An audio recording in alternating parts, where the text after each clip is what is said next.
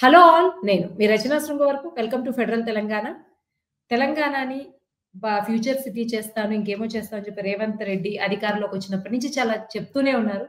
లేటెస్ట్‌గా హైదరాబాద్‌ని net zero సిటీగా చేస్తాము అని కూడా స్టేట్‌మెంట్ చేశారు. అంటే హైదరాబాద్‌లో రివర్స్‌ని మళ్ళీ గూడా నదులన్నిటిని కూడా బాగు చేయడము, అలాగే ఏవైతే ఇండస్ట్రీస్ ఉంటాయో వాటన్నిటిని కూడా సిటీ ఔట్‌స్కర్ట్స్‌లో నిర్మించడము, ఇవన్నీ కూడా పెద్ద ఎత్తున చేయబోతున్నాము. హైదరాబాద్‌ని పొల్యూషన్‌కి దూరంగా, పర్యావరణంకి ఫ్రెండ్లీగా ఉండేలాగా చేస్తామని చెప్పి ఓవరాల్‌గా దీన్ని నెట్ జీరో ఫ్యూచర్ అని టర్మ్ చేశారు. సో, ఇప్పుడున్న పరిస్థితుల్లో ఇలా నెట్ జీరో ఫ్యూచర్‌గా హైదరాబాద్ అయ్యేటువంటి అవకాశం ఎంత మేరకుంది? ఇది కేవలం ఒక పొలిటికల్ ప్రామిస్‌గా మిగలబోతుందా? లేకపోతే ఇప్పుడు లేటెస్ట్‌గా ఫ్లడ్స్ వచ్చాయి. హైదరాబాద్ కూడా చాలా తెలంగాణ పర్టిక్యులర్‌గా చాలా ఎఫెక్ట్ అయింది. సో, ఈ నేపథ్యంలో దీంట్లో ఉన్నటువంటి సవాళ్ళేంటి? అలాగే ఇవి చేయడానికి ఉన్న ఆస్కారం ఏంటి? ఈ విషయాల గురించి మనతో మాట్లాడడానికి ఎన్వైర్నమెంటల్ యాక్టివిస్ట్, అలాగే అడ్వొకేట్ లూబ్నా సార్వత్ గారున్నారు. అలాగే political analyst and journalist Chalasani Narendra గారున్నారు. ముందు లూబ్నా సార్వత్ గారు మీతో మొదలు పెడదాం. మీరు చెప్పండి. ఒక ఎన్వైర్నమెంటల్ యాక్టివిస్ట్‌గా మీరు ఆల్‌మోస్ట్ తెలంగాణ వచ్చినప్పటి నుంచి గమనిస్తూ ఉన్నారు గాబట్టి, ఇటువంటి ప్రామిసెస్ ఎందరో రాజకీయ నాయకులు చేశారు గాబట్టి, ఇప్పుడు ఈ ప్రామిస్‌ని నెరవేర్చడానికి ఉన్నటువంటి ఆస్కారం ఏంటి? దానికి ఉన్నటువంటి అడ్డంకులేంటి? దీని గురించి చెప్పండి. అందరికీ సలాం అండి. అయితే ఇప్పుడు ఆ స్టేట్మెంట్ గురించి మీడియాలో చూసాము. మన honourable chief minister Revanth Reddy గారి స్టేట్మెంట్. అయితే అందులో కాంట్రవర్షియల్గా కూడా కొన్ని ఉన్నాయన్నమాట. అండ్ ఫస్ట్ ఆఫ్ ఆల్ ప్రజల్లో కూడా ఒక మాటిమాటికి మీడియా ద్వారా కూడా ఏమని వస్తూ ఉందంటే క్లౌడ్ బస్ట్ అవుతా ఉందని. క్లౌడ్ బస్ట్ ఇక్కడ ఏం కాలే. ఫస్ట్ ఆఫ్ ఆల్ ఈ రెయిన్ఫాల్ ఏమన్నది లో ప్రెషర్ మూలన కంటిన్యూస్ లో ప్రెషర్ డెవలప్ వలన అయింది. ఎక్కడ క్లౌడ్ బస్ట్ కాలే. ఇంకా ఆ మాటికి వస్తే ఉత్తరాఖండ్లో జరిగింది కూడా, అది కూడా క్లౌడ్ బస్ట్ కాదని చెప్పి నిపుణులు చెప్పేశారు. ఆన్ రికార్డ్, ఆన్ మీడియా చెప్పారు. సో ఊరికి అట్లా ప్రతిదాన్ని క్లౌడ్ బస్ట్ చెప్పడానికి లేదు.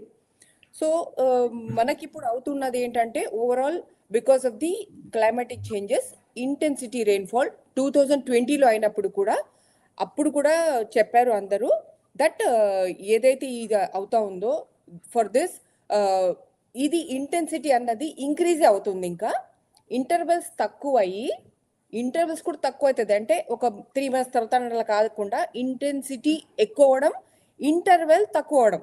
అంటే ఫ్రీక్వెంట్గా ఈ హై ఇంటెన్సిటీవి రాబోతున్నాయని ఆ 2020 ఫ్లడ్స్ అప్పుడే చెప్పేశారు. అర్బన్ ఫ్లడింగ్ అయింది కదా, అప్పుడే చెప్పారు. So everything is predicted, everything is scientific, forecast అవుతుంది. అప్పుడప్పుడు ఫోర్కాస్ట్లు కూడా తప్పు అవుతూ ఉంటాయి, బట్ ఓవరాల్ జనరల్గా చెప్పిన ఫోర్కాస్ట్ ప్రకారం ప్రతిదీ అవుతా ఉంది. And they are not cloud bus, we have to be clear about that. So ఇప్పుడు రిడక్షన్ ఇన్ ముఖ్యంగా 2-3 విషయాలు ఏదైతే మీడియాలో కవర్ అయినాయో, ఏదంటే reduction in traffic pollution and industrial pollution అదొకటి చెప్పారు. మూసీ గురించి చెప్పారు. దాని తర్వాత మన మెట్రో రైల్ గురించి చెప్పారు. ఓకే, సో ఇప్పుడు ఒకటి క్లుప్తంగా నేను చెప్పదలుచుకుంది ఏంటంటే, if you talk about the metro, మనకి కావాల్సింది ఏంటి?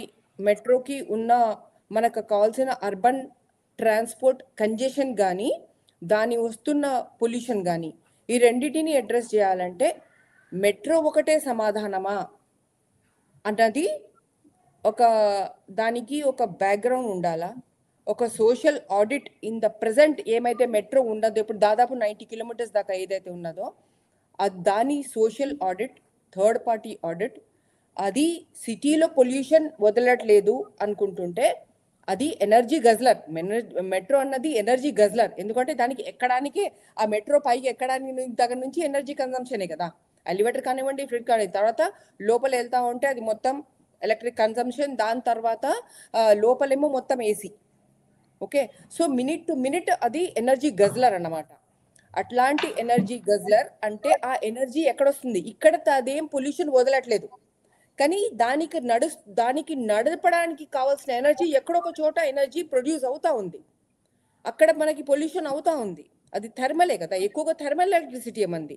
సో థర్మల్ ఎనర్జీ ప్రొడక్షన్లో ఎంత పొల్యూషన్ అవుతా ఉంది, దానికి ఇంకెంత కెపాసిటీ ఉంది, అవన్నీ కూడా ఆలోచించాల్సిన పని ఉంది.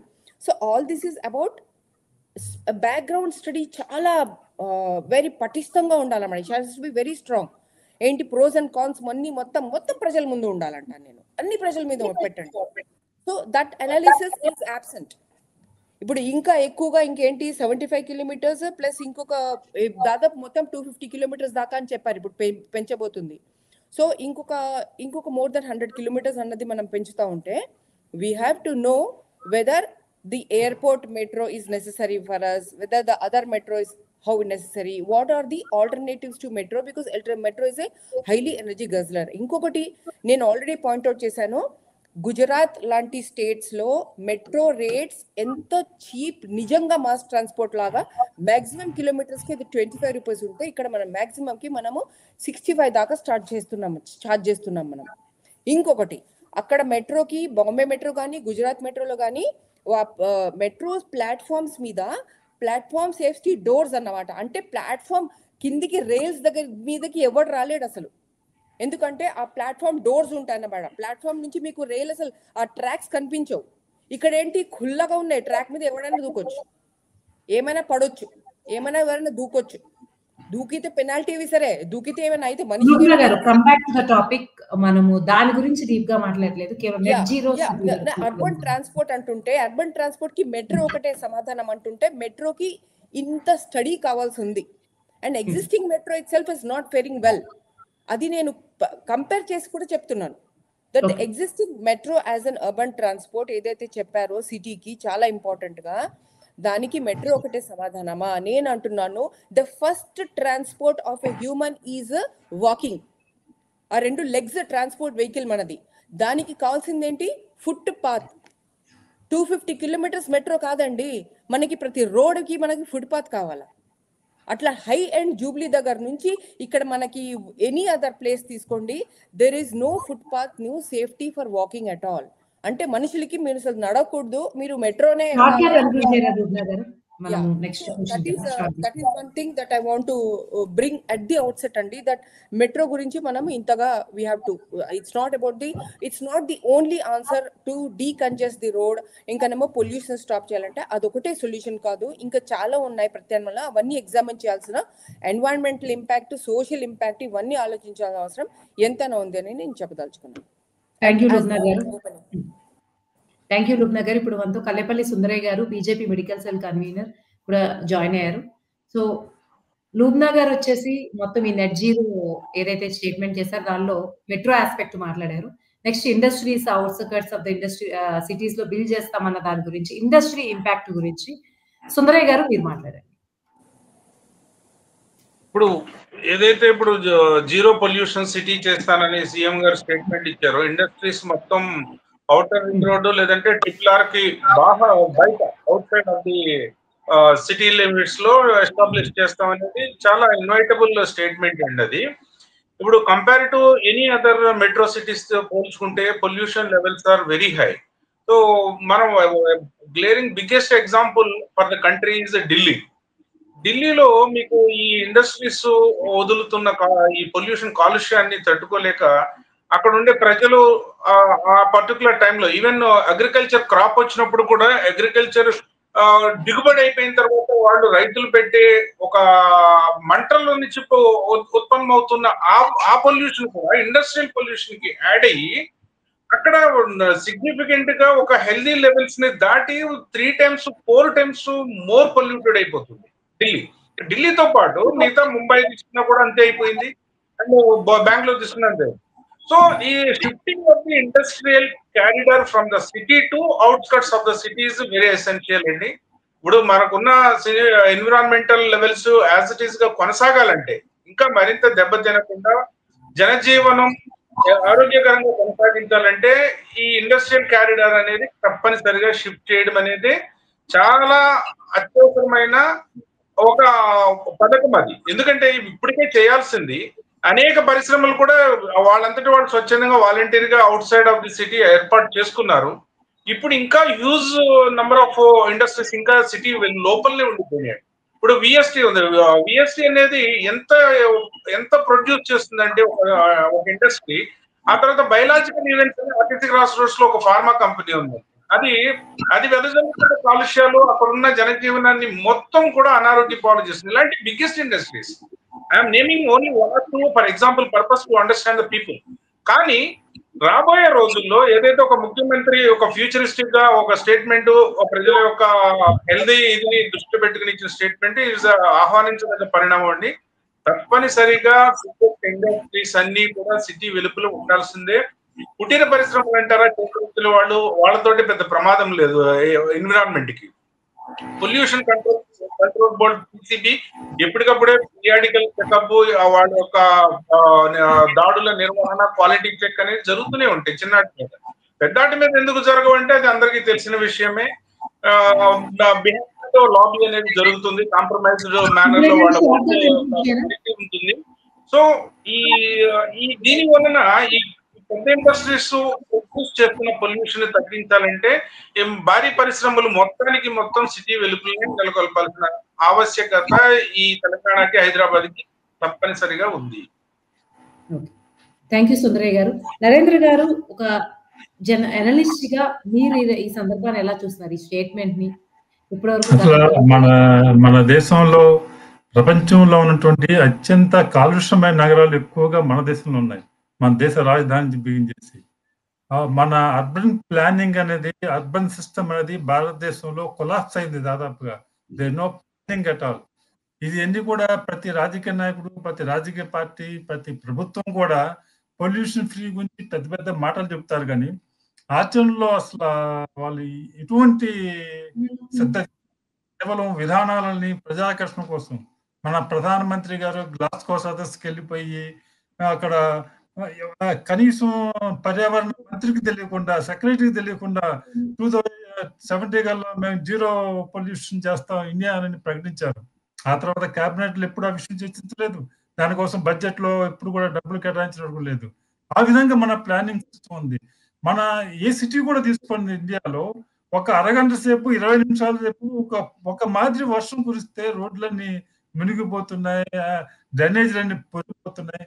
ముఖ్యంగా హైదరాబాద్ సంబంధించి ఈ గత శతాబ్దం క్రితం ఆనాడు నిజాం ఆ రోజు అనేకటువంటి వ్యాధులు వచ్చి, భారీ వర్షాలు వచ్చి, అదేవిధంగా దుర్భిక్షం వచ్చి హైదరాబాద్ అతలాకుతలం అయినప్పుడు నిజాము దేశంలోనే గొప్ప ఇంజనీర్లను రప్పించి, మోస్ట్కొండ విశ్వేశ్వరరావు లాంటి రప్పించి ఇక్కడ ఏర్పాటు చేసిన డ్రైనింగ్ సిస్టమే వాళ్ళు కూడా లైఫ్ లైన్ హైదరాబాద్ కి.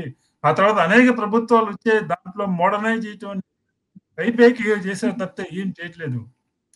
అసలు హైదరాబాద్ సిటీలోంచి ఇండస్ట్రీలు తరలించాలి, జనావాసంలో ఉండకూడదని ఎప్పుడో నేషనల్ గ్రీన్ ట్రిబ్యునల్ డైరెక్షన్ ఇచ్చింది, సుప్రీంకోర్టు ఇచ్చింది, ప్రభుత్వాలు ఒప్పుకున్నాయి. కానీ అది ఏ మాత్రం అమలు చేశారో అది మనం చూట్లా. అసలు ఇండస్ట్రీలని విధంగా మార్చడం వల్ల ఉపయోగం ఉండదు. అక్కడ కూడా జనాలు కార్మికులు పనిచేయాలి కదా. కార్మికులు అంతా హైదరాబాద్ లో ఉండి ఇండస్ట్రీలకి 55 కిలోమీటర్లు వెళ్తారా? అక్కడ కూడా జనావాసాలు ఉండాలి. అలా పరిశ్రమల్లో ఇండస్ట్రియల్ ఫ్రీగా ఎందుకు చేయరు? దానికి అనేక స్పష్టమైన రెగ్యులేషన్స్ ఉన్నాయి. ముఖ్యంగా ఫార్మా ఇండస్ట్రీ కానీ, కెమికల్ ఇంజనీరింగ్ కానీ, వాటిని పొల్యూషన్ రిలీజ్ చేయకుండా వాటిని జాగ్రత్త తీసుకోవడానికి అనేక టెక్నాలజికల్ అవకాశాలు ఉన్నాయి, అనేక స్టాండర్డ్స్ ఉన్నాయి. వాటిని గవర్నమెంట్ రెగ్యులేషన్ లేదు, వాటిని అమలు చేయట్లేదు. ఎందుకంటే ఆ పారిశ్రామికవేత్తలు అంతా కూడా పలుకుబడి కలిగిన వారు, రాజకీయంగా ఏ ప్రభుత్వం ఉన్నా కూడా వాళ్ళని కొనగల సామర్థ్యం ఉంటుందో వాటి రెగ్యులేషన్ లేక ఏం చేయలేకపోతున్నారు. ఇవాళ హైదరాబాద్ సిటీకి మనం మార్చేస్తామనేది కూడా ఇవాళ మన రాజకీయ నాయకులు చాలా మంది రియల్ ఎస్టేట్ వ్యాపారం చేస్తున్నారు ఈ పేరుతో. ముందు ఫార్మాసిటీ అని చెప్పి చూసాం, అక్కడంతా స్థలాలు సేకరించారు. ఆ తర్వాత ఏమైంది అది? దాంతో ఏం చేస్తున్నారు? ఆ విధంగా రియల్ ఎస్టేట్ వ్యాపారం కోసం అనేక ఆకర్షణీయమైనటువంటి పథకాలు, ప్రాజెక్టులు చేస్తున్నారు. కానీ ఏ తెచ్చినా కూడా ఓఆర్ఆర్ అంతా కూడా ఆ పేరుతో రియల్ ఎస్టేట్ వ్యాపారం రాజకీయ నాయకులు ఎక్కువ చేశారు అసలు సిటీ యొక్క డెవలప్మెంట్ గురించి. కాబట్టి ఈ విధమైనటువంటి వెస్టెడ్ ఇంట్రెస్ట్ వాళ్ళకి ఓవర్కమ్ చేస్తూ సిటీ యొక్క ఇంట్రెస్ట్లు అనేది సెకండరీ ఆస్పెక్ట్ అయిపోతున్నాయి. దీనివల్ల ఈ ప్రమాదాలు వస్తున్నాయి. పొల్యూషన్ ఫ్రీ చేయాలంటే పొలిటికల్ విల్ కావాలి. అసలు ఈ సిటీలో ఫార్మా ఇండస్ట్రీ, అనేక ఇండస్ట్రియల్ ఎస్టేట్లు ఉన్నాయి సిటీలో, వాటిలో ఇవాళ పొల్యూషన్ రావట్లేదా? వస్తే ప్రభుత్వం ఏం చెప్పదు? అనేక నిబంధనలు ఉన్నాయి, రూల్స్ ఉన్నాయి, రెగ్యులేషన్స్ ఉన్నాయి, పొల్యూషన్ కంట్రోల్ బోర్డు ఉన్నాయి. వాళ్ళు ఏం చేస్తున్నారు? వాళ్ళు దాని మీద రెగ్యులేషన్ లేదన్నమాట. థ్యాంక్ యూ నరేంద్ర గారు. లూబ్నా గారు, మీరు చెప్పండి. నరేంద్ర గారు పొల్యూషన్ కానీ దీని గురించి కానీ చాలా క్వశ్చన్స్ రైజ్ చేస్తారు. ఒక యాక్టివిస్ట్ గా ప్రభుత్వం ఇన్ని అనౌన్స్ చేసినప్పుడు, అది ఫ్యూచర్ సిటీ కావచ్చు, భూసేకరణ చేయడం కావచ్చు, వీటి కోసం చాలా గ్రాండ్‌గా రేవంత్ రెడ్డి ప్రభుత్వం కావచ్చు, గతంలో కేసీఆర్ ప్రభుత్వం ఉన్నప్పుడు కావచ్చు, ఇన్ని చేస్తున్నా సరే, అవి వాటన్నిటికి కూడా అడ్డంకులు ఎక్కడ ఏర్పడుతున్నాయి? అసలు ప్రధాన సమస్య ఏంటి? ప్రభుత్వం ముందుకొచ్చినా, ఎంతో కొంత చిత్తశుద్ధి చూపించినా, ఇంప్లిమెంటేషన్ దగ్గరకొచ్చేసరికి ఎందుకు ఆ ఫ్రూట్స్ గాని, ఫలాలు గాని ఎక్కడ కనిపించట్లేదు? ఆ మెయిన్ అడ్డంకులేంటి? ఒక ఇంపార్టెంట్ అండి. ఏదైనా మనం సంకల్పించినప్పుడు దానికి బ్యాక్‌గ్రౌండ్ స్టడీ అన్నది చాలా ముఖ్యం. ఆ బ్యాక్‌గ్రౌండ్ స్టడీ అనేది చాలా పటిష్టంగా with all the pros and cons, అంటే దానికి చెడుగా ఏమొస్తుంది, దానికి మంచి ఏమవుతుంది అన్నది ఎన్నో ఒక పారామీటర్స్ కింద ఆలోచించడం అన్నమాట. ఎకనామిక్ పరంగా ఇదేంటి, దీనికి ప్రత్యామ్నాయం ఏంటి, లొకేషన్ పరంగా, తర్వాత అట్లాగే ఎన్విరాన్మెంటల్ పరంగా ఇది ఎంత నష్టం కలిగిస్తది, ఇది ఎంత డిగ్రేడ్ చేస్తది ఎన్విరాన్మెంట్‌ని, ఇది ఎంత మంచిగా చేస్తది. తర్వాత అట్లాగే సోషల్ ఫ్యాబ్రిక్, సోషల్ క్లాస్ డిఫరెన్స్‌ని, ఎకనామిక్ డిఫరెన్సెస్‌ని, ఈ ఇన్‌కమ్ వెల్త్ డిస్పారిటీస్‌ని అది ఎంత మటుకు మేలు చేస్తది. అట్లాగే సోషల్ పార్టిసిపేషన్ ఏదైతే భాగీదారీ లాగా ఉందో దాన్ని ఎట్లా నిర్మూలిస్తది. ఏదైనా మీరు పాలసీ డెవలప్ చేస్తున్నాడు, ప్రాజెక్ట్ తీసుకున్నప్పుడు ఈ 4-5 పారామీటర్స్‌ని నాన్ నెగోషియబుల్స్‌గా తీసుకొని వీటి నుంచి ఈ పారామీటర్స్‌ని మీద ఆధారపడి ఉండాలి అంటా నేను. దానికి ఏం కావాలి, దానికి స్టడీ కావాలి. సో బేస్డ్ అపాన్ ఇప్పుడు ఇవి చెప్పినారంటే దీని స్టడీ ఏంటి? ఫర్ ఎగ్జాంపుల్ నేను చెప్తాను. ఇప్పుడు మొన్న చెప్పిన దాంట్లో ఏముంది, మూసీ గురించి కూడా ఉంది కదా. మూసీ గురించి ఏమనుంది, గోదావరి నుంచి 20 TMCFT తీసుకొస్తాము, దానికోసం 7,000 crores ప్రాజెక్ట్ అని ఉంది. ఓకే, ఉంది కదా, అది కదా అనౌన్స్మెంట్ మీడియాలో వచ్చింది.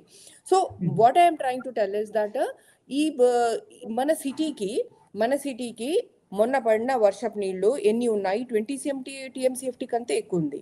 దాని కాకుండా ఈ 2 రిజర్వాయర్స్ ఏమైతే ఉన్నాయో వాటికి మొన్ననే హోల్డ్ చేయలేక, ఆ ఎంక్రోచ్మెంట్స్ తీయకుండా, ఆ ల్యాండ్ ఫిల్స్ తీయకుండా, హోల్డ్ నీళ్లు చేయలేక వాళ్ళు డోర్స్ ఎత్తిండ్రు కదా.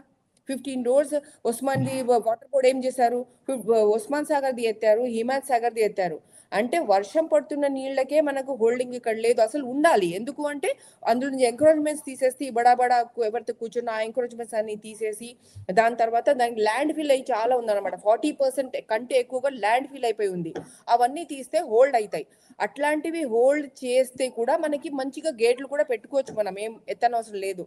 మరి ఆ నేపథ్యంలో మనం ఇక్కడేమో 7,000 crores ప్రజాధనం పెట్టి మనం అక్కడి నుంచి తీసుకొస్తున్నామంటే, నేను చెప్తున్న ఈ 4 పారామీటర్స్ అన్నది అవి గమనించామా లేదా, అది ప్రజల ముందు వెరీ ట్రాన్స్పరెంట్ గా మనము ఇదిగో ఇవి చర్చించాము, ఇదిగో ఈ నష్టాలు, ఇదిగో ఈ లాభాలు అని ఈ రకంగా ఎకనామిక్ పరంగా, డిస్పారిటీస్ పరంగా, సోషల్ పరంగా, ఎన్వైరన్మెంటల్ పరంగా, అన్ని పరంగా ఈ పారామీటర్స్ మీద ఆలోచించడం జరిగింది. ఇట్లా అని చెప్పి the government, any government, whether it is my own Congress government or any government, constitution ప్రకారం నడవాలా. కాన్స్టిట్యూషన్ లో డైరెక్టివ్ ప్రిన్సిపల్స్ లో ఇది ప్రతి గవర్నమెంట్, అది సెంట్రల్ లో ఎన్డీఏ గవర్నమెంట్ కానివ్వండి, ఇక్కడ కాంగ్రెస్ కానివ్వండి, వేరే ఏమైనా గవర్నమెంట్ కానివ్వండి, ఆ డైరెక్టివ్ ప్రిన్సిపల్స్ అన్నది మనకి మార్గదర్శకం.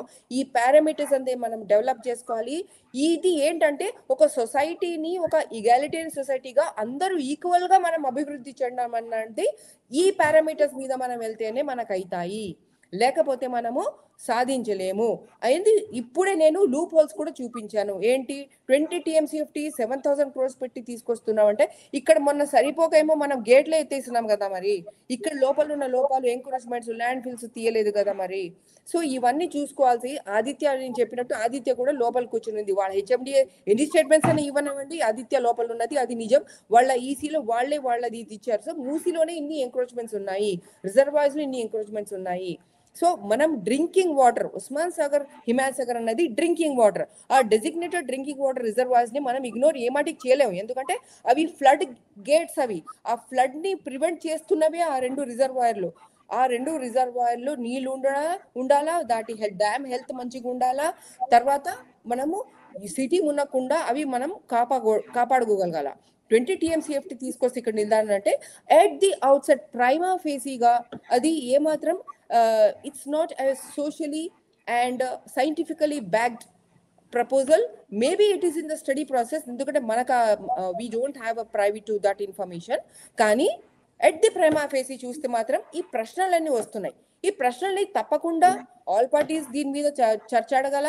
All civil society activist experts ఉన్నారు మన దగ్గర, మన తెలంగాణలోనే నీవు ఎంతమంది ఎక్స్పర్ట్స్ ఉన్నారు, అందరు కూర్చొని దీని మీద స్టడీ అవ్వాలా, ఏమని చేయాలా. కానీ యూనిలాటరల్గా గవర్నమెంట్ కాన్స్టిట్యూషన్ బద్ధంగా ఉండాలా, సొసైటీ బద్ధంగా ఉండాలా అని చెప్పి నేను చాలా క్లారిటీగా నేను చెప్పగలను. థ్యాంక్ యూ లుబ్నా గారు. సుందరయ్య గారు మీరు చెప్పండి, ఇప్పుడు ఇలాంటి పెద్ద పెద్ద విజన్స్ రియాలిటీగా మారాలంటే ప్రభుత్వంతో పాటు ప్రజలు కావచ్చు, నెక్స్ట్ ఇండస్ట్రియలిస్ట్ కావచ్చు, వాట్స్ కన్సర్న్ దాని వాళ్ళందరూ కూడా ఎలా కొలాబరేట్ అయి ఉండాలి, ఎటువంటి కాన్ఫ్లిక్ట్స్ వల్ల ఇవి ఆగిపోతూ ఉంటాయి. కొన్నిసార్లు ప్రభుత్వాలు చిత్తశుద్ధితో ఏవి అనౌన్స్ చేసినా, మీరు ఆల్రెడీ ఉన్నారు కాబట్టి ఎన్డీఏ ప్రభుత్వం కేంద్రంలో ఉంది కాబట్టి చాలా డిఫికల్టీస్ మీకు తెలుసు. సో ప్రభుత్వంతో పాటు ఇంకే బాడీస్ కోఆర్డినేషన్ ఉంటే ఇటువంటివి చాలా త్వరగా రియాలిటీగా మారుతాయి.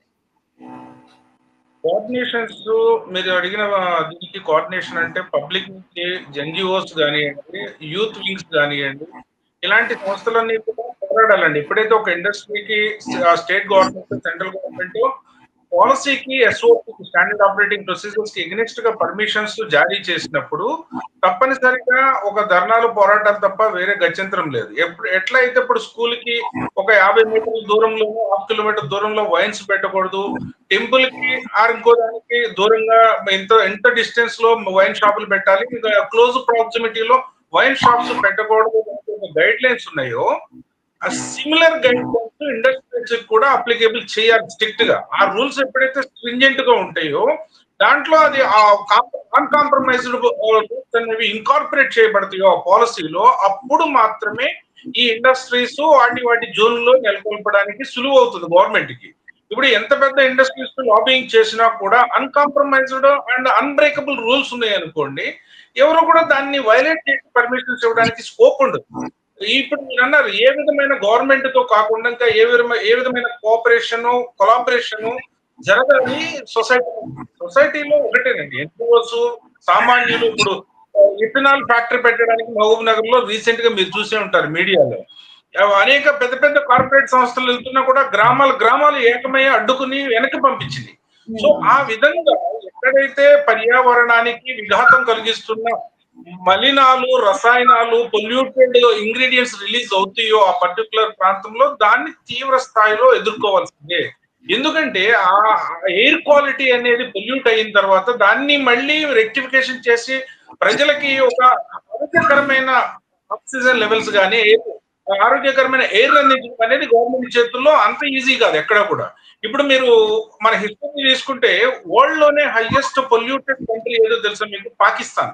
ఈవెన్ రీసెంట్ ఇయర్ 2024 వరకు కూడా Pakistan was the highest polluted.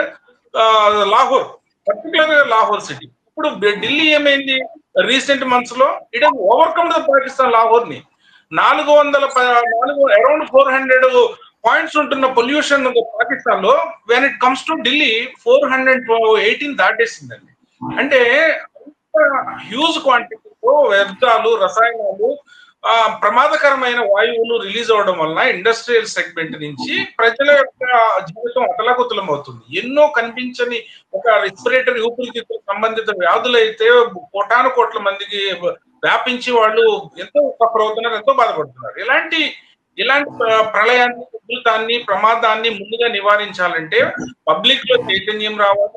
Government, state government, central government పాలసీలు చాలా కఠినంగా ఉండాల్సిన అవసరం ఎంతైనా ఉంది. అప్పుడే మనం ఈ నగరం యొక్క వాతావరణాన్ని, ఈ ఆరోగ్యపరమైన ఒక వాయువుల్ని మనం రిటైన్ చేసుకోగలుగుతాం. ఇప్పుడున్నది ఆమోదించదగ్గ పరిమాణంలోనే ఇప్పుడున్న ఎన్విరాన్మెంటల్ కండిషన్. సో దీన్ని చూసుకోవాలంటే, యథాతథంగా కొనసాగించాలంటే తక్షణమే ఎగ్జిస్టింగ్ ఇండస్ట్రీస్ కూడా నగరానికి బయటే స్థాపించాల్సిన అవసరం ఉంది. దీనిపైన ఎవరైనా ఇప్పుడు ఇథనాల్ ఫ్యాక్టరీస్ లాంటివి ఎంతో డేంజరస్ ఇండస్ట్రీస్ అవి ఎట్లయితే ఎదుర్కొని దాన్ని నిరోధించగలుగుతున్నారు, ఆపగలుగుతున్నారు, ఫ్యూచర్ లో కూడా ఏదైనా పాలసీకి ఎగ్నెస్ట్ గా ఎస్టాబ్లిష్ చేయబడుతుంటే దాన్ని అడ్డుకోవాల్సిందే. నగరం యొక్క వాతావరణాన్ని పటిష్టంగా కాపాడాల్సిన బాధ్యత ప్రజల చేతుల్లోనూ, గవర్నమెంట్ చేతుల్లోనూ ఉంటుందండి. ఓకే, థ్యాంక్ యూ సుందరయ్య గారు. నరేంద్ర గారు మీరు చెప్పండి, ఇప్పుడు ఉన్నటువంటి తెలంగాణ ఎకనామికల్ పొజిషన్ పరంగా రేవంత్ రెడ్డి గారే చాలా సార్లు చెప్పారు కాబట్టి ఇన్ని మ్యాసివ్ ఫండ్స్ కలెక్ట్ చేయడం గాని, ఓ పక్కన ఫ్యూచర్ సిటీ, ఓ పక్కన చాలా చాలా చాలా బిగ్ బిగ్ ప్రామిసెస్ వినిపిస్తున్నాయి కాబట్టి ఎకనామికల్ యాంగిల్‌లో చూస్తే పాసిబిలిటీ ఎంతవరకు ఉంది? వాళ్ళున్న ఫైనాన్షియల్ పొజిషన్‌లో కేంద్ర, రాష్ట్ర ప్రభుత్వాలు 2 కూడా అప్పులు చేసి బతుకుతున్నాయి. ఉద్యోగాల జీతాలు కూడా అప్పుల మీద తప్పితే సొంతంగా ఎందుకంటే దేశంలో మీకు ఆదాయం రావాలంటే వనరులు పెరగాలంటే మ్యానుఫ్యాక్చరింగ్ యాక్టివిటీ పెరగాలి. మొట్టమొదటిసారిగా భారతదేశంలో మ్యానుఫ్యాక్చరింగ్ లో సంవత్సరంలోనే 75 సంవత్సరాల తర్వాత మ్యానుఫ్యాక్చరింగ్‌లో మనం నెగెటివ్ గ్రోత్ రేట్ ఉందన్నమాట. దానివల్ల ఆర్థిక పరిస్థితి ఎవరికి బాగోలేదు. తర్వాత ఈ నదులు పొల్యూషన్ అనేది దేశవ్యాప్తంగా కూడా నదులు పొల్యూషన్ అరికట్టడంలో అనేక ప్రయత్నాలు జరుగుతున్నా కూడా ఆశించిన ఫలితాలు సాధించలేకపోతున్నాం. ముఖ్యంగా అర్బన్ పొల్యూషన్ లో 60% వెహికల్ పొల్యూషన్ కారణమవుతుంది. మన వెహికల్లో వాడేటువంటి వలన పెరిగిపోతున్నాయి. ముఖ్యంగా దానికి ప్రధాన కారణం పబ్లిక్ ట్రాన్స్పోర్ట్ అనేది మన దేశంలో అన్ని నగరాలు ఉన్న కూడా తగ్గిపోయి అంతా కూడా ప్రైవేట్ ట్రాన్స్పోర్ట్ మీద ఎక్కువ ఆధారపడటం. ప్రతి ఇంట్లో కూడా ఇలా 2-3 కార్లు కొనటం, 5-6 వెహికల్స్ కొనటం. వాళ్ళు కనీసం పంజాబ్ క్వార్టర్స్ నుంచి సెక్రటరీకి వెళ్ళాలంటే 2-3 కిలోమీటర్లు వెళ్ళడానికి కూడా ఒక్కొక్కరు ఒక వెహికల్ మీద, ఒక కారు మీద వెళ్ళాల్సిన పరిస్థితులు ఉన్నాయి. దానికి వేరే ఆల్టర్నేటివ్ ఇందాక మేడం చెప్పారు. అసలు ఫుట్ పాత్లు అనేది అసలు మొత్తం ఆక్రమించేస్తుంది, ప్రభుత్వం ఆక్రమించేస్తుంది. ఎక్కడ లేదన్నమాట. అది చాలా ఒక విధంగా క్రిమినల్ నేరం ప్రభుత్వాలు నడుపుతున్నాయి. ఫుట్ పాత్లు చేసి అది చాలా ప్రమాదకరమైనటువంటి పరిస్థితి కూడా ఉందన్నమాట. వెహికల్ పొల్యూషన్ అరికట్టడం కోసం ట్రాఫిక్ అసలు వెహికల్ డిపెండెన్స్ పబ్లిక్ ట్రాన్స్పోర్ట్ పెరిగిపోయి కొన్ని దేశాలని చెప్తుంటారు. డెన్మార్క్ లాంటి దేశాలు చూసాం. అక్కడ మెయిన్ సిటీలో అసలు ప్రైవేట్ వెహికల్స్ అలౌ చేయడం వల్ల వెహికల్స్ పార్కింగ్ చేసుకొని కాయిన్స్ వేసి సైకిల్ తీసుకుని సైకిల్ మీద వాళ్ళ ఆఫీస్కి వెళ్తారన్నమాట. సిటీ మార్కెట్ ఏరియాలో తిరుగుతారన్నమాట. ఆ విధంగా అక్కడ ఎంతో చాలా మంది సంపన్నులు కూడా సొంత వెహికల్స్ వీకెండింగ్ మాత్రం నార్వేలో ఒక మంది చెప్పారు వీకెండింగ్ లో వాడతారు వాళ్ళ కారు. మిగతా టైంలో ఆఫీసులు అన్ని కూడా పబ్లిక్ ట్రాన్స్పోర్ట్ మీద ఆధారపడతారు అనమాట. ఆ విధమైనటువంటి మన పబ్లిక్ ట్రాన్స్పోర్ట్ ఎంత మెట్రో వేసారు. మెట్రో ఎలా చేసుకోవాలి మనం? మెట్రో కనెక్టివిటీ ట్రాన్స్పోర్ట్ అనేది చాలా అధ్వానంగా ఉంది. అసలు ఈ పబ్లిక్ ట్రాన్స్పోర్ట్ అనేది అఫోర్డబుల్ గా, రీచబుల్ గా అందరూ కూడా అది సరిగ్గా మనకు జనాభాతో పాటు చూసుకుంటే పబ్లిక్ ట్రాన్స్పోర్ట్ యొక్క డెవలప్మెంట్ అనేది చాలా తక్కువగా ఉంది మన దేశంలో అన్ని పట్టణాల్లో. ముఖ్యంగా హైదరాబాద్ లో కూడా ప్రధానంగా ట్రాఫిక్ సమస్యకి ఈ వెహికల్ ఎక్కువ మంది వెహికల్ కొనటం, డిపెండ్ కావటం ఫ్యామిలీలో అది మన పొల్యూషన్ ప్రధాన కారణం. దాని మీద మన ప్రభుత్వం దాని మీద ఒక సొల్యూషన్ కనుక్కుంది. కేంద్ర ప్రభుత్వం ఎథనాల్ బ్లెండింగ్ పెంచాలని దాని మీద కొద్ది రోజులుగా చూస్తున్నాం. ఎథనాల్ బ్లెండింగ్ అంతా కూడా కొన్ని కార్పొరేట్ సంస్థలు ఎకానమీ దగ్గరకు వద్దాము. ఇవన్నీ వీళ్ళు డిస్కస్ ఈ ఎకానమీ ఏ విధంగా ఎదుర్కొంటారు, సంపాదిస్తారు. బడ్జెట్ పెద్ద పెద్ద ప్రాజెక్టులు రావటమే తప్ప దాని ఎకానమీ చివరికి ఏదో ప్రైవేట్ వాళ్ళకి అప్పచెప్పేయటం అనమాట. ప్రైవేట్ ల్యాండ్ ఎక్విజిషన్ చేసి దాన్ని ప్రైవేట్ గా ఇచ్చేసి గవర్నమెంట్ తమ ఉద్యోగుల జీతాలు ఆ డబ్బులతో ఉద్యోగాల జీతాలు వాళ్ళ కమిషన్లు తీసుకునేటువంటి ఏర్పాటు తప్పితే గవర్నమెంట్ ఎకానమీ ప్లానింగ్ అనేది వనరులు పెంచుకోవడం, రిసోర్సెస్ మొబిలైజేషన్ అనేది మీద మన ప్రభుత్వాలు చాలా బలహీనంగా ఉన్నాయని చెప్పొచ్చు. థ్యాంక్ యూ నరేంద్ర గారు. ఓవరాల్ గా చర్చ ముగింపుకు వచ్చేసాము. ఈ అంశం గురించి మీ ముగ్గురు కన్క్లూడింగ్ రిమార్క్స్ ఇస్తే దాంతో చర్చను ముగిద్దాం. ముందు లూబ్నా గారు మీరు కన్క్లూడ్ చేయండి. ఎస్ అండి, చూడండి మనకి చాలా కోకోలో ఎగ్జాంపుల్స్ ఉన్నాయండి. ఇప్పుడు మన బీజేపీ సోదరులు ఆయన ఎథనాల్ గురించి ప్రస్తావించారు. మొత్తం దేశంలో ఎన్డీఏ గవర్నమెంట్ ఇప్పుడు ఎథనాల్ మీద చాలా భారీగా ప్లాంట్స్ సెటప్ చేస్తున్నారు మరి. అండ్ పైగా రెండో పాయింట్ ఏంటి, ఎథనాల్ మూలాన వెహికల్స్ పాడైపోతున్నాయని జనాలు కోకోల వాళ్ళు కంప్లైంట్స్ పెడుతున్నారు. So where is the blend? జనాలకేమో ఇది లాస్, ఇక్కడేమో ఇథనాల్ ఏమో కంపెనీలకేమో ప్రాఫిట్, అట్లా అయిపోయింది. సో ప్లానింగ్, సొసైటల్ ఫీడ్బ్యాక్ ఏంటి, సైంటిస్టుల సంగతి ఏంటి, ఇవన్నీ అసలు ఎవడాలి? If the government is not taking it up, it is very హాస్యాస్పదం అంటాను నేను. ఇట్లా ఎథనాల్ ఇక్కడ మనం ఆపినామంటే ఆపినాం. మరి మహబూబ్ నగర్లో మంచి పని చేస్తారు. అసలు కేసీఆర్ గవర్నమెంట్ ఆ టైంలో 3 ఇథనాల్ ప్లాంట్స్ పెట్టారు, మొత్తం క్లోజ్ చేసి పడేసేయాలంటాను నేనైతే. అండ్ ఫుట్ పాత్స్ అన్నది చేయాలి. ఎందుకు? దానికి ఎగ్జాంపుల్తో కంక్లూడ్. నేను పెద్ద స్టూడెంట్ కాదు, ఎగ్జాంపుల్స్ తీసుకోవాలి మనం. ఇప్పుడు న్యూయార్క్లోనే మొన్న ఒక మన భారతీయులే ఆయన ఏం పెట్టారు తెలుసా? ఆయన 2-3 కిలోమీటర్స్ ఆఫీస్ ఉంటే ఆయన హాయిగా నడవడం ప్రిఫర్ చేస్తున్నారంట. ఎందుకు అంటే ఫుట్ పాత్లు వెడల్పుగా పెట్టి ఫ్రీగా పెట్టారు ఫుట్ పాత్ అన్నమాట, దాని మీద అడ్డంకు లేకుండా. సో ఆ ఫుట్పాత్ ఉండడం మూలాన ఆయన చెప్తుండ్రు, నాలోనే ఒక మార్పు వచ్చింది, నాకు వెహికల్ ఇష్టం ఉండట్లేదు, నా హెల్త్కి కూడా మంచిగా ఉంది, నేను ఆఫీస్కి 3-4 కిలోమీటర్స్ ఊరికి వెళ్తున్నాను నేను అని హాయిగా చెప్తున్నాడు ఆయన. సో ఫుట్పాత్ లేకపోవడం అంటే you're forcing the person to climb the vehicle. Footpath ఉంటే ఏంటి, you're forcing or you're pampering the person to use the foot పాదాల మీద. అంటే ఏమైంది అక్కడ, పొల్యూషన్ తగ్గిందా, ప్రైవేట్ వెహికల్స్ తగ్గినాయా, భారం తగ్గిందా, దాని తర్వాత హెల్త్కి మంచిగా అయింది, ఆ మనిషికి హెల్త్ ఇండెక్స్ పెరుగుతుంది, ఎన్విరాన్మెంటల్ పొల్యూషన్ ఇండెక్స్ తగ్గుతుంది, ఎన్విరాన్మెంటల్ ఇండెక్స్ పెరుగుతుంది, ఇట్లా రకరకాలుగా ఉన్నాయి. ఇంకా ఇండస్ట్రీస్ గురించి అంటే కంక్లూడింగ్ నేను చెప్పేస్తున్నాను, ఇండస్ట్రీస్ ఇప్పటిదాకా దరిద్రం పెట్టాయి, ఫార్మా ఇండస్ట్రీ మొత్తం దరిద్రం. మొన్న గట్కేస దగ్గర నుంచి అవతల అక్కడ మన ఎక్కడ దుండిగల్ దాకా మొత్తం అంతా సర్వనాశనం చేశారు. ఇప్పుడు వీళ్ళకి మనం గిఫ్ట్ ఇస్తామా, ఇప్పుడు రెండరా అక్కడ అవతల వెళ్ళండి ఇప్పుడు అక్కడ గిఫ్ట్ ఇస్తామా, ఏమిస్తాం మనం వాళ్ళకి? ముందు ఇక్కడ ఎట్లా దరిద్రం చేశారంటే ఇర్రిపేరబుల్ అండ్ ఇర్రివర్సబుల్ డ్యామేజెస్ అయినాయి గత ఎన్నో సంవత్సరాలు, ఈ డికేడ్స్ నుంచి ఇప్పుడు కూడా జరుగుతున్నాయి అవే. మొన్న కూడా పేపర్లో వచ్చింది కదా, చెరువు మొత్తం పింక్ అయిపోయిందని. So what is our plan? Plan is not about shift చేస్తే అక్కడ పొల్యూట్ చేయరా వాళ్ళు, ఇప్పుడు అక్కడ షిఫ్ట్ అక్కడ పొల్యూట్ చేయొచ్చా, ఇక్కడ పొల్యూషన్ ని ఎట్లా మనం అరికడతాం, ఇప్పుడు చేసిన దాన్ని ఎట్లా రివర్స్ చేస్తాం?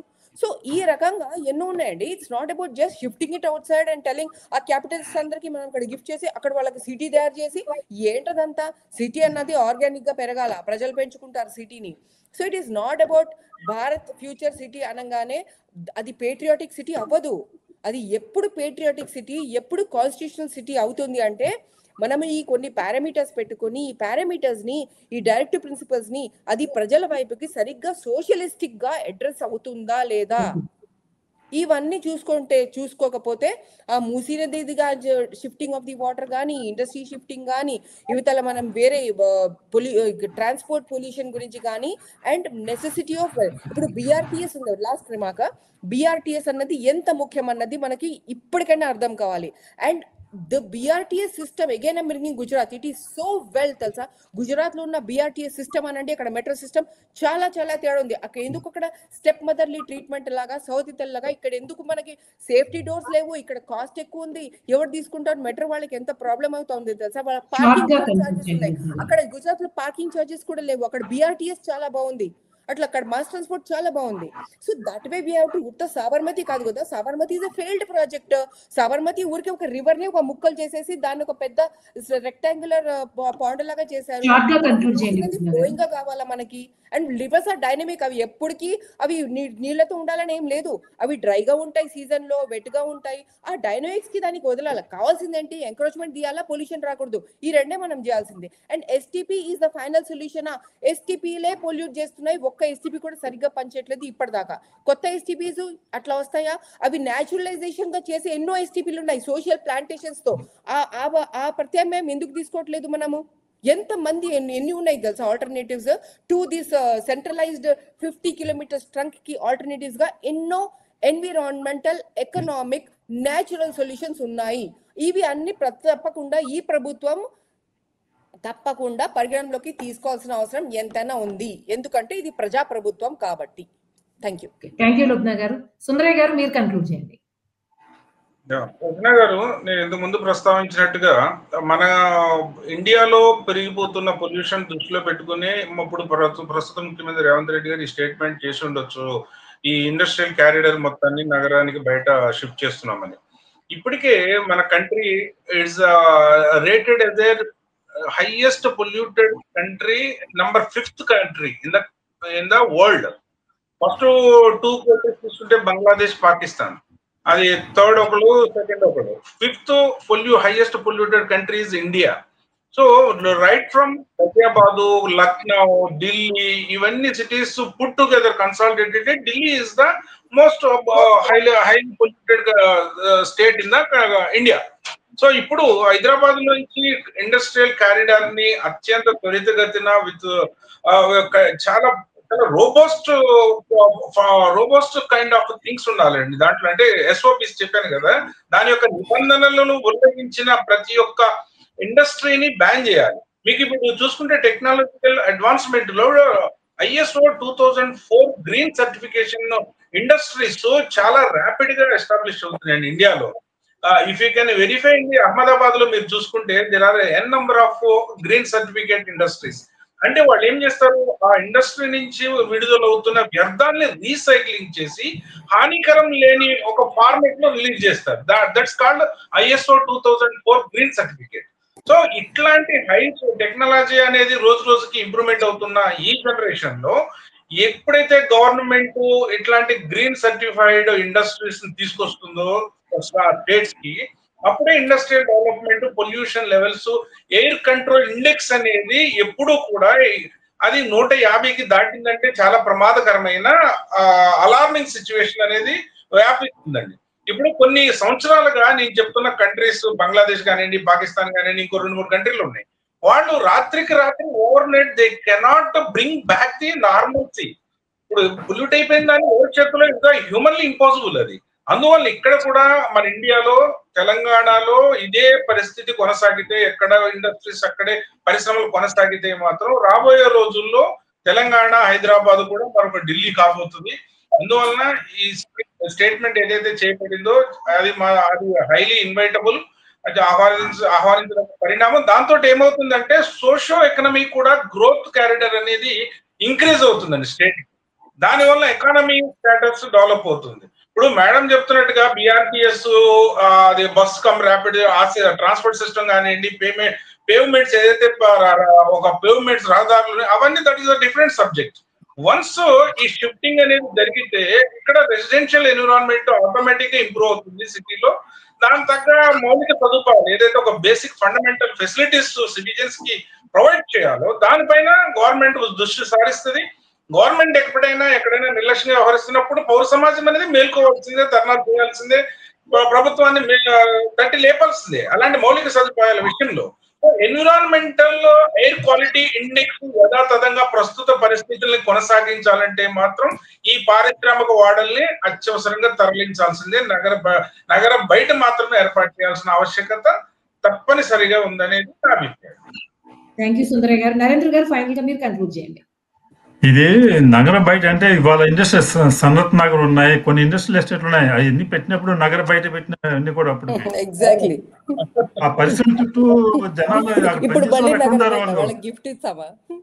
అదే వాళ్ళకి ఉండాలి కదా, పని చేసే వాళ్ళు వాళ్ళకి హౌసింగ్ అంత ఉండాలి కదా. హౌసింగ్ మళ్ళీ 20-50 కిలోమీటర్లు ఇస్తామా?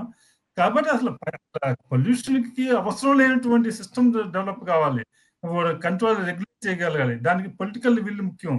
ఉదాహరణకి సూరత్ పట్టణం మనకి తెలుసు, అది ఒకప్పుడు భారతదేశంలోని అత్యంత కాలుష్యమైనటువంటి నగరం పట్టణం అది. అలాంటి దాన్ని మన తెలుగు ఆఫీసర్ ఒక ఆయన మున్సిపల్ కమిషనర్ గా ఉండి మొత్తం ప్రపంచం ఆశ్చర్యపోయే విధంగా దాన్ని వాళ్ళ దేశంలో నెంబర్ 1 చేశారు ఆయన. కాబట్టి ఆ విధంగా పొలిటికల్ విల్ ఉంటే ఏది అసాధ్యం కాదు. అయితే నిజంగా ఆ విధం పరిపాలన ఉందా? ఇవాళ కొత్త ఇండస్ట్రియల్ ఎస్టేట్ల పేరుతో రియల్ ఎస్టేట్ వ్యాపారం చేసే శ్రద్ధ నిజంగా పొల్యూషన్ ఏమాత్రం ఉందనేది మన అనుభవాలను బట్టి చూస్తుంటే మనకి అలాంటి పొలిటికల్ విల్ అనేది వీళ్ళలో కనిపించట్లేదు. అది వాళ్ళ ప్రధానమైనటువంటి సమస్య అని అనుకుంటున్నాను. ఓకే, థ్యాంక్ యూ నరేంద్ర గారు. లూబ్నా గారు, సుందరయ్య గారు, నరేంద్ర గారు, థ్యాంక్ యూ సో మచ్ ఇంత ఇన్ఫర్మేటివ్ డిస్కషన్ లో పార్టిసిపేట్ చేసినందుకు. ఇంతటితో ఈ చర్చ ముగిద్దాం.